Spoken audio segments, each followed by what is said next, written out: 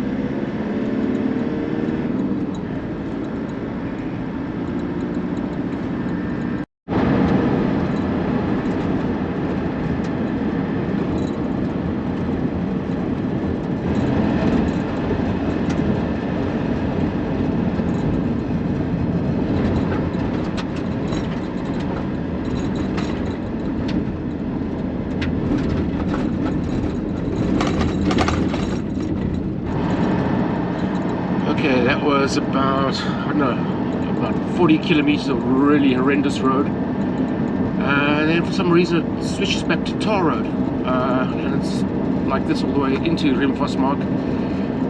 But after reviewing the footage from yesterday's video, I did notice that talking while driving, the engine noise is quite loud. So I'm going to do a lot less talking while driving. And I'm going to switch over to the handheld mount and just pull over and talk on the side of the road if there's something worthwhile to say.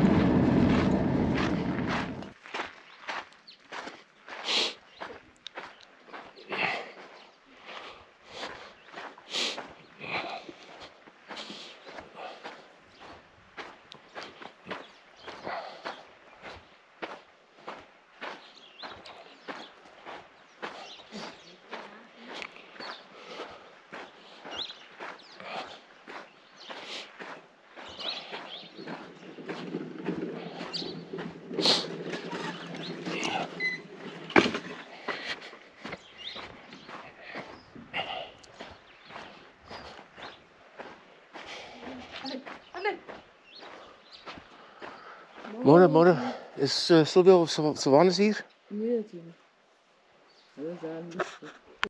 Okay, so the guys I was supposed to see aren't home. They're in Lutzburg at the moment, and apparently nobody's digging fluorites at the moment. They've got a big customer for rose quartz, so that's all they're digging. So a bit disappointing, but we'll just take a drive around, get a feel for the town of Rimfasmark. Okay, that's a pity.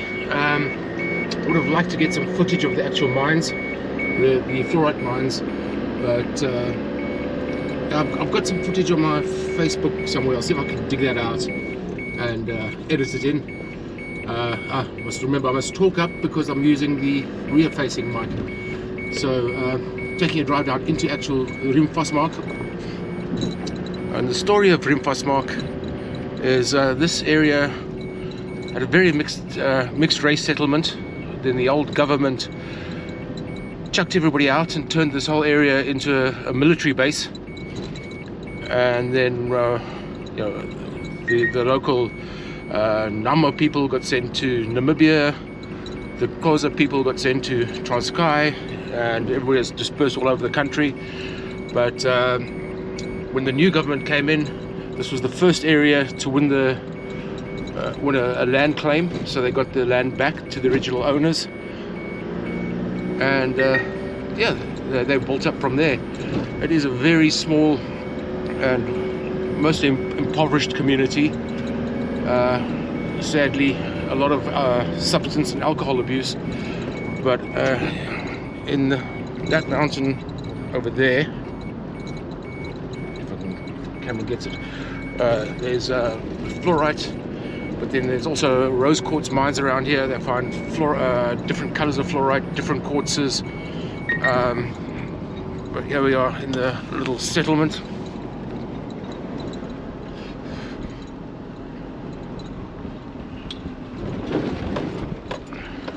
Really testing the GoPro's image stability. We go through the town here. There's a really nice gorge with natural hot springs. I normally stay there. Non-standard speed bumps.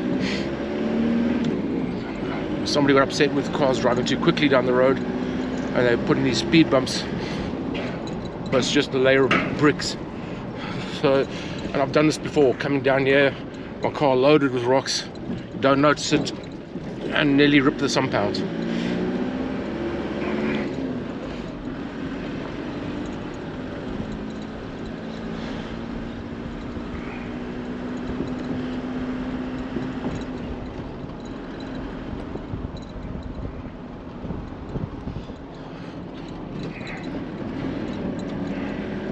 So yeah, not much by way of formal employment in the area.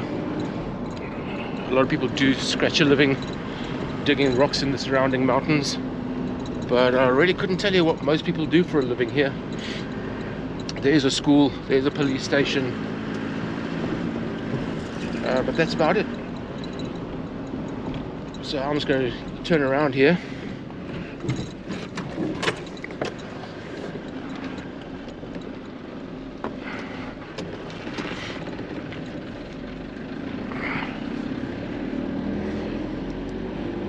And that's Rimfasmark.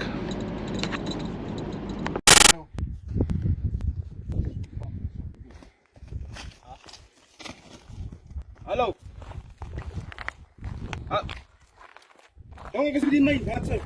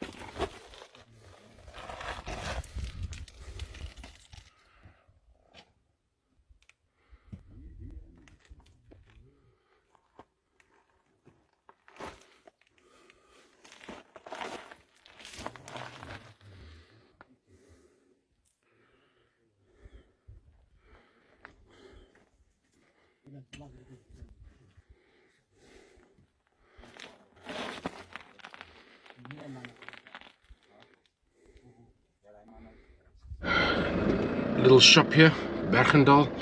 I was hoping to do an interview with the owner, a guy by the name of Norbert, because he's very instrumental in the Land Claim Act. Hopefully, I was hoping he could explain the story of Rimfasmark a lot better, but he's away at the moment filming on a TV series, a travel TV series called Voetspore. and he'll only be back in September. So maybe on our next trip we're luckier on the rocks and also luckier with the people to interview. I'm going to now try and call two guys I know. They're in Lutzburg, and hopefully they've got some rocks for us. Okay, so the guys in Lutzburg are also not there. I just called them now, and this is a real test of the GoPro's image stabilization. The roads are horrendous.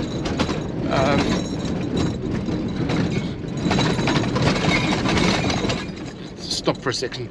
Okay, so the Lutzburg guys, they're not home, but they're going to meet me tomorrow in Springbok, and they're bringing me some tiger's eye, some rose quartz, some red phantom crystals, and some corundum.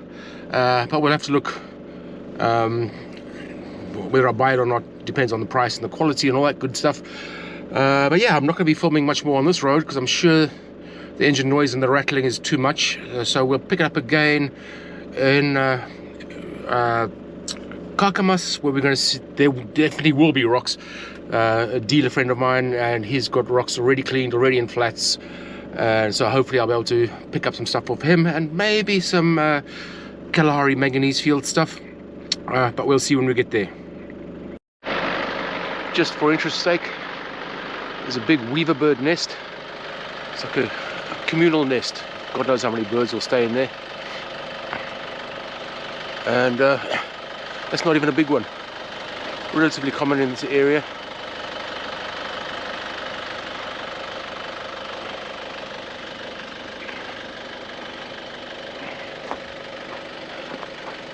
Each bird has his own entrance.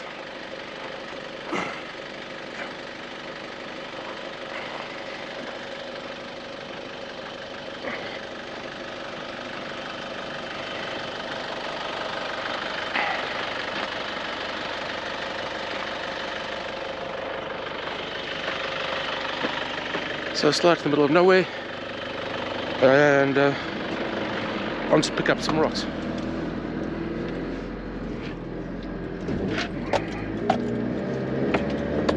And here we are, Crystal Spring Minerals,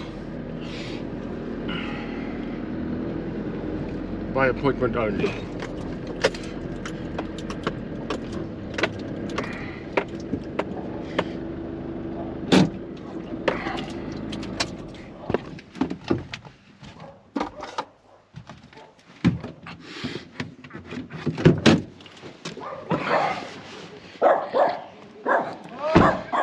How's it? Echt, can't complain. What are you walking around with the camera for? Making a YouTube channel. How you doing, man? Echt, can't come yourself? No, no complaints. Yeah. So I was in Windhoek for a month last month. I went up there for a court case. Don't know if I told you that I had stuff stolen. No, I had a bunch of rock stolen there in Bramburg Rest Camp. Oh, yeah. And I had to go up for the court case. 3 days I flew in and out, but on the way out tested positive for COVID.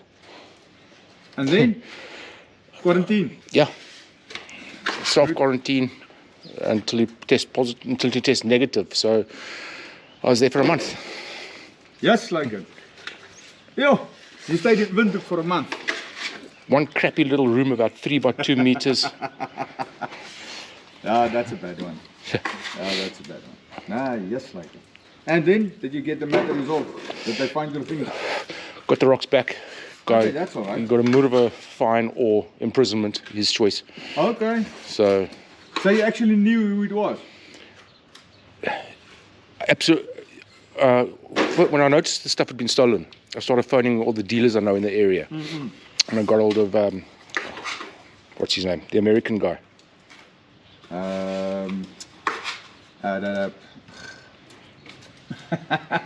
Not Martin. Hey, Tanya, wie is die Amerikaanse ou hier so in Namibia weer? What's his name? Chris, yeah. Chris Johnson. Chris Johnson. Yeah, don't know what happened there, but yeah, so I got hold of old Chris Johnson there in Omaruru. Mm-hmm. And I explained what it was, and one piece was a big Smithsonite from Roshpina. Oh yeah. Very distinctive. He said, right, I recognize that piece. They were just here, 3 guys in a black Golf, one with very squint.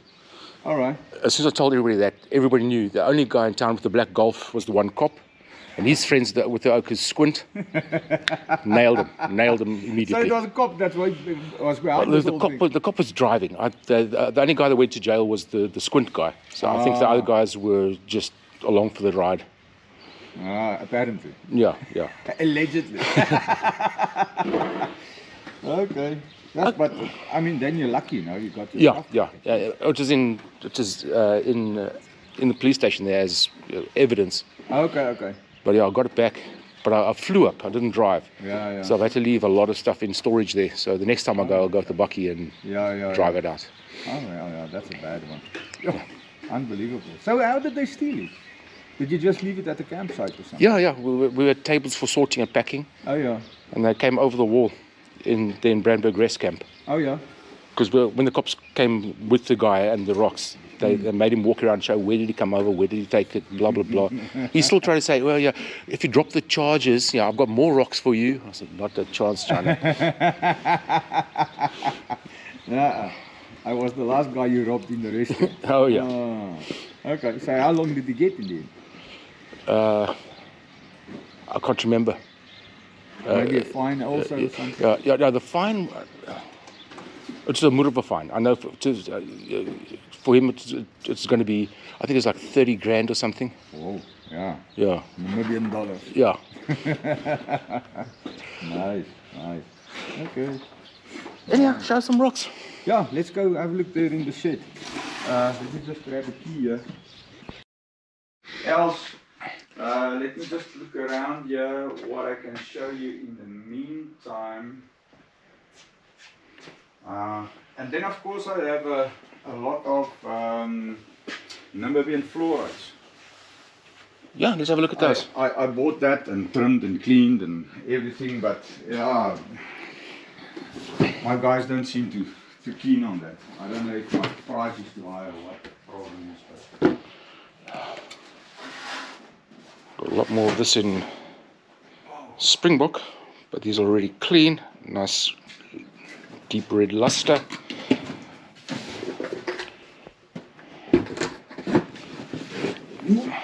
Which Namibian fluorides you got? I think Brandberg or Irongo? I thought, no, Irongo. Okay, I got a lot of the Brandberg stuff. Those green fluorides with the white quartz. I don't know if you've seen that. White, milky white quartz. Circular crystals.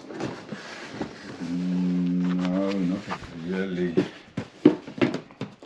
Those I get from Brandberg. Got a bunch of them, but yeah, let's select a few of these flats. I'll show you. Oh yeah, these are actually from Brandberg. Okay. We call it leopard quartz. Leopard leopard fluorides, because you got the purple spots. Oh, okay. But yeah, it's actually from the actual Mount Brandberg. Yeah, the girl I bought it from said no, it's from Irongo, so yeah. Well, Brandberg, it's in the wrong it's area, the same place, but it is Mount Brandberg, the actual carnival quartz. This is full of chlorite and hematite in smoky quartz. I've got a lot of this at home, but this is already cleaned and in boxes, so I've just bought all of those. Couple more flats I'm taking. Some purple fluorite. A mixed box. Green fluorite. Another mixed box of fluorite.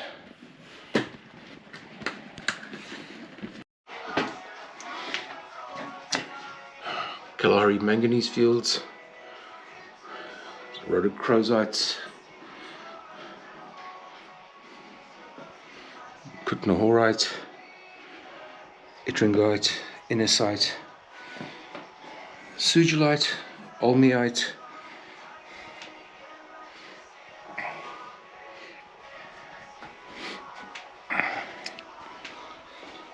it's the green fluorite. We were hoping to get in Rimfosmark. Still got a lot at home and he's been cleaning up. Oh, because I should mention, anything you want to get from me, grab it on amazonite.com, links in the description. Ja, goeie, zo zit het al. Ja, je moet de papieren erop boksen en zo. Kom maar even, ja. Big fluorite.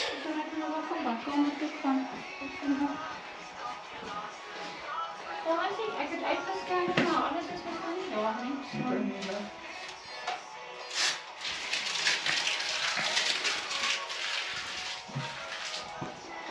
So that's Crystal Springs Rock Shop. Dat is ook zo nou.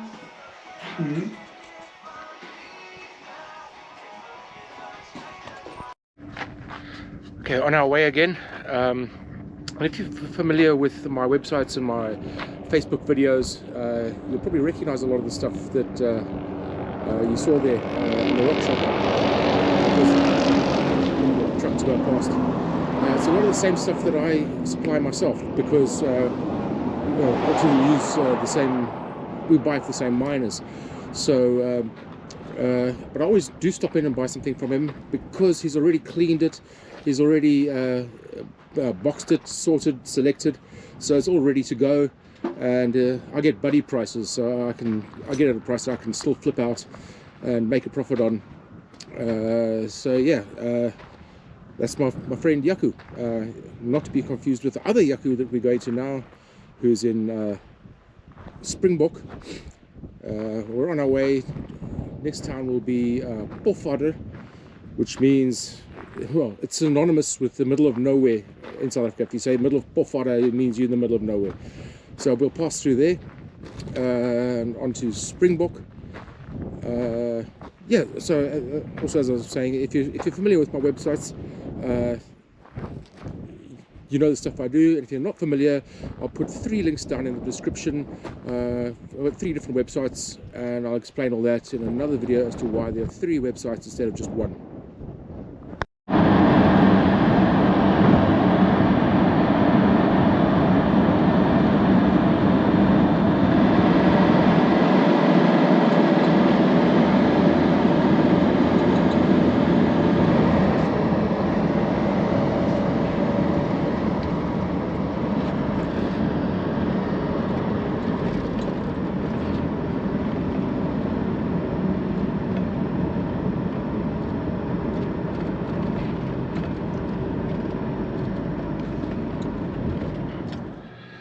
We're in Pofadder, a really drab, dreary little town. I really don't like it here. Not a blade of grass. This is literally in the middle of the Kalahari Desert. More of a village than a town, but there we go. Okay, so why do I have 2 websites or 3 websites instead of just 1? Probably a good point here to explain how my business is set up. When I originally started this many years ago, the plan was to have 1 website for each type of mineral, because for search engine optimization purposes and that kind of thing, I mean, if you're searching for malachite and you find a site that's dedicated to malachite, it'd make life easier. I didn't realize how much work I was making for myself at the time, so I had about 3 or 4 websites, and one of which was Absolute Quartz Crystals. And I decided to keep that one because just because there's so many different types of quartz crystals, celestials and anhydros and phantoms and double terminateds and twins and blah blah blah. And then all the others I amalgamated into amazonite.com. I play on words there because amazon.com, amazonite.com, so it's like the Amazon for rocks and minerals and stuff. So later on I got a bit bigger and I incorporated, formed Jimmy Crab Minerals Pty Limited here in South Africa. And so Jimmy Crab Minerals owns amazonite.com and absolutequartzcrystals.com. And then beginning of last year I formed Jimmy Crab Minerals LLC, which is incorporated in America. The plan was I still have to sit with my my accountant and figure out, does Jimmy Crab Minerals South Africa own the American company? Does the American company own the South African company? Just have to figure out the tax laws on that. Just gives me a lot more flexibility, so I'll pay whichever taxes to whichever country works out better for me. And I just want to check, is this camera still filming? Yeah, looks like it. It's beeping and doing funny things. Okay, so that's Jimmy Crab Minerals LLC and Jimmy Crab Minerals Pty Limited. Now, one of my suppliers is a chap by the name of Yaku, not the Yaku we just met, the one we're going to meet. And he was staying in a little town called Okip. We'll do a video on that tomorrow or the next day. And I'm not quite sure what had happened, but he was staying with his mother, him and his brother going and mining crystals. He used to be in the restaurant game or something, but obviously something went pear-shaped in his life. I know he's paying alimony on God knows how many kids and 2 ex-wives and all this kind of thing. But yeah, he was supplying me mostly the red phantom crystals and the other orange river red crystals. And he is really struggling. I mean, he didn't have money to buy a jackhammer or a generator. He didn't even have a car at the time. So also about beginning of last year, we decided why not get together and form another company, which I did. KalahariLapidary.com or Kalahari Lapidary Pty Limited is the company. And the reason I set that up as a separate company is because I didn't want my existing business to have to carry this business if it wasn't going to be profitable. So that's that. I now have Jimmy Crab Minerals, the company, and AbsoluteQuartzCrystals.com, the website. Amazonite.com is another website. Kalahari-lapidary.rocks is another website. So yeah, that's how that came about, and I'll continue further on down the road. We're heading into Springbok. The reason I'm filming in the car is because there's quite a stiff wind blowing, and I don't want the wind messing with the speaker. So we'll carry on a bit later. Right, now we're just going up to the turnoff for Pella. And in the mountains out there, we get a lot of good stuff from them. Got a couple of really strong suppliers here, but unfortunately, since the COVID epidemic hit, I haven't been down as often as I like, so they haven't been digging as much as possible, because obviously if nobody's buying, it's kind of pointless digging.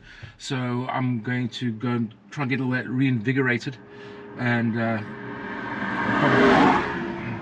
we're not going to go there today. I'm quite keen to get onto Springbok, because there is good cellular reception there, and while I'm gallivanting around the countryside here, business is going on as usual, and I just like to check in with the guys, make sure business is all good. So for the next couple of days, we're going to hit Pella, we're going to hit Goodhouse, we're going to hit Okip, we're going to hit Concordia, Nababeep, and all these other little towns. But yeah, we'll come back to this one later. And here's we're going to meet a hell of a character, one of my favorite suppliers, old Joseph, old guy, 1 tooth left, and you'll see him from time to time driving around the desert here. His only vehicle, let the cars go past, his way of getting around is got an ancient beat up old tractor that he manages to repair with snot and wire and God knows what else, but it's just a hell of a classic character. So we'll pop in there maybe tomorrow, the next one of the coming days. That there is the Gamsberg mine. I'm not even sure what I think it's a zinc mine. So I've never gotten any specimens out of here. I've never even heard of anybody getting specimens out of this mine. But we're near Aggeneys, which is 20 kilometers away, and now I know there are going to be specimens in these mountains around here.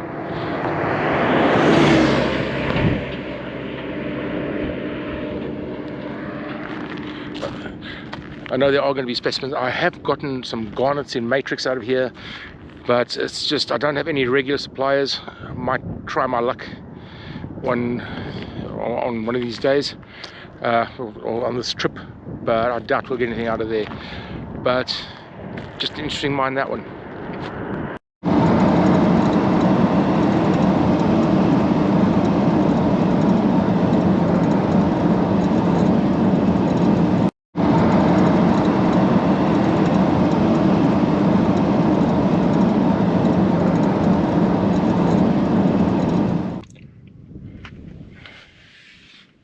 I would really love to get some drone footage, just to give you guys a feeling for the vastness and the aridness of the expanses out here.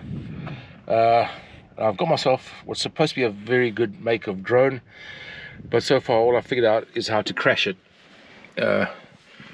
Regardless of the quality of the drone, the instructions are written in Chinglish and I can't figure it out. So I did once manage to get it to hover about 6 foot up, nice and stable, and then my dog thought it was a threat or an annoyance or something and took it out. So I've got to glue back on, and got to teach myself how to fly the bloody thing. And then on another trip I can actually get some good aerial footage to give you guys a feel for the area. As dry and as barren as it is, there's a lot of seeds in that sand, and we'll try and get some footage of some, obviously not my own footage, but from somebody else, of what happens after the rainy season, because then it's a real miracle of nature. Feel the beat. I feel like dancing under moonlight, the ocean breeze, you and me. Here inside my heart, never letting go. I wanna take you to the sky. Okay, we're coming into the town of Springbok, and I've strapped on the camera on my head. How's that look? Normally I'd stay down that way. There's a caravan park, put up a tent there, but I now own a house in Springbok, and how that happened, Yaku, who was mentioned earlier, who was a supplier but who now works for me full-time, he was staying in Okip, which is a very small town and really wasn't at all conducive, because when he started working for me he couldn't do the cleaning or anything, because his mother is a foster mother looking after, I think it's 6 or 7 abused and abandoned kids. So the cleaning process uses a lot of acid, and having kids. Okay, I guess that ended kind of abruptly. It's because coming into town here in Springbok, the battery ran flat, and I had to get at least a little bit of charge in. So this is my house in Springbok. I'll pick up where we left off yesterday and fill in the story that I was busy telling when the battery failed. So yeah, that's it for tonight, or for today. We'll see you again on tomorrow's video. Cheers, and don't forget, like, subscribe, all that good stuff, and we'll see you again on another video tomorrow.